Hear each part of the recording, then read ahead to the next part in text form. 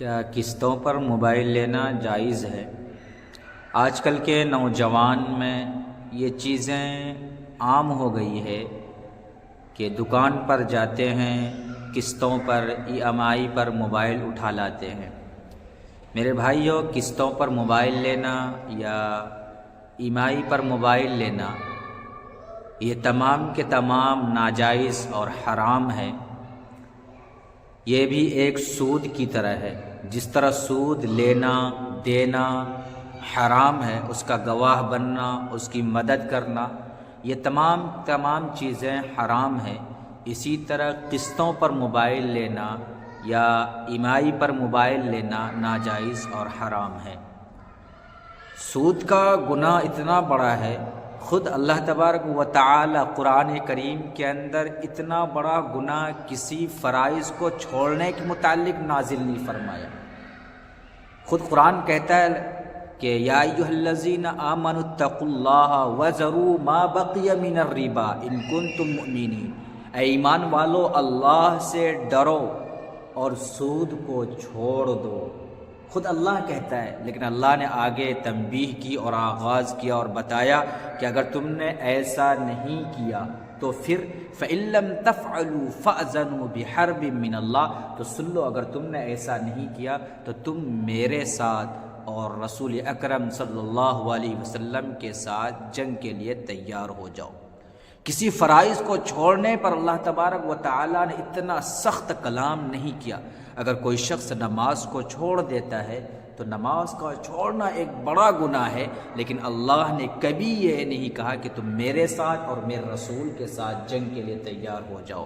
یا اسی طرح زکوٰۃ کے چھوڑنے پر، یا اسی طرح اسلام کے جو 5 ارکان ہیں ان کو چھوڑنے پر کبھی اللہ نے اتنا سخت کلامی کا الفاظ استعمال نہیں کیا جتنا کہ سود کے لینے دینے اور اس کی مدد اور اس کی گواہ بننے والوں پر کیا ہے۔ خود آپ صلی اللہ علیہ وسلم کی حدیث ہے کہ سود کے جو گناہ ہیں 70 گناہ ہیں، اور ان میں سے ادنا جو گناہ ہے وہ گناہ اپنی ماں سے زنا کرنا ہے۔ بتائیے، اتنی بڑی گناہ کہ ان میں سے سب سے ہلکا گناہ یہ لکھا کہ اپنی ماں سے زنا کرنا۔ آج ہماری حالت یہ ہے کہ اگر کوئی ہماری ماں یا باپ کو یا والدین کو کوئی گالی دے تو ہم اس سے لڑنے کے لیے تیار ہو جاتے ہیں، لیکن ہم خود جانا جانے قسطوں پر موبائل لے کر EMI پر موبائل لے کر اپنی ماں سے زنا کرنے کے گناہ میں ملوث ہوتے ہیں۔ اسی طرح خود آپ صلی اللہ علیہ وسلم کا حدیث مبارکہ ہے کہ جو شخص سود لیتا ہے یا سود دیتا ہے یا سود کے لیے گواہ بنتا ہے یا اس کی مدد کرتا ہے تو وہ بھی اس گناہ میں اتنے کے شریک ہیں جتنا سود لینا دینا ہے۔ میرے بھائیوں، خود یہ تو دنیا کا عذاب ہے، اور آخرت میں عذاب لکھا ہے کہ اگر کوئی شخص سود لیتا ہے یا دیتا ہے تو مرنے کے بعد وہ پاگل پن کی حالت میں اٹھایا جائے گا۔ ان کی حالت یہ ہوگی کہ وہ پاگل پن میں ہوں گے، جس طرح اس دنیا کے اندر کسی کو جنات یا شیاطین چپٹ جائے تو پاگل پن ہو جاتا ہے، اس کے اوپر اثر رہتا ہے تو پتہ ہی نہیں چلتا۔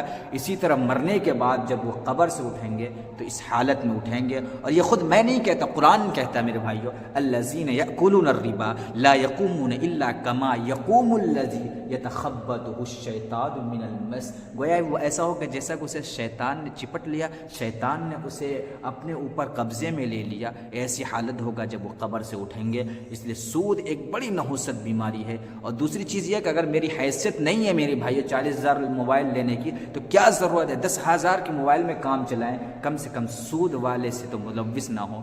سود جیسی گناہوں سے تو آپ بچ سکتے ہیں۔ اس لیے ہم سب کو نوجوانوں سے خاص طور سے ضروری پیغام ہے کہ آپ سود میں کسی کی بھی مدد نہ کریں۔ آج کل کے حالات یہ کہ اگر کوئی شخص موبائل لینا چاہتا ہے EMI پر تو دوسرا آدمی کہتا ہے کہ چلو میں تمہیں 10,000 میں موبائل دلوا دیں گے۔ میرے بھائیو، وہ جاتا ہے اور 10 کے بجائے 30-40,000 میں موبائل لیتا ہے، لیکن وہ موبائل EMI پر کرا کر 2,000 دے کر یا 1,000 روپے دے کر وہ موبائل لے آتا ہے۔ تو جو شخص اس کو گیا ہے موبائل دلوانے کے لیے یا جو شخص اس کے ساتھ گیا ہے تو وہ بھی اس گناہ میں ملوث ہوگا۔ اس لیے اگر کوئی آدمی آپ سے یہ کہتا ہے کہ چلو ہمیں موبائل دلا دو EMI پر یا قسطوں پر، تو آپ اس سے معافی مانگ لیں، ان کے ساتھ اس گناہوں میں ملوث نہ ہو، بلکہ آپ ان کو خود سمجھائیں، ایسا نہ کریں، بلکہ تمہارے اگر پاس اوسط ہے 10,000 موبائل لینے کا 10,000 روپے میں، تو 10,000 کا ہی موبائل لیں، زیادہ موبائل نہ لیں۔ اور پھر آپ صلی اللہ علیہ وسلم کی ایک حدیث اور بھی ہے کہ اگر کوئی شخص سود لیتا ہے یا دیتا ہے یا قسطوں پر موبائل لو، کیونکہ قسط یا ایم آئی یہ بھی سود کی ایک قسم ہے،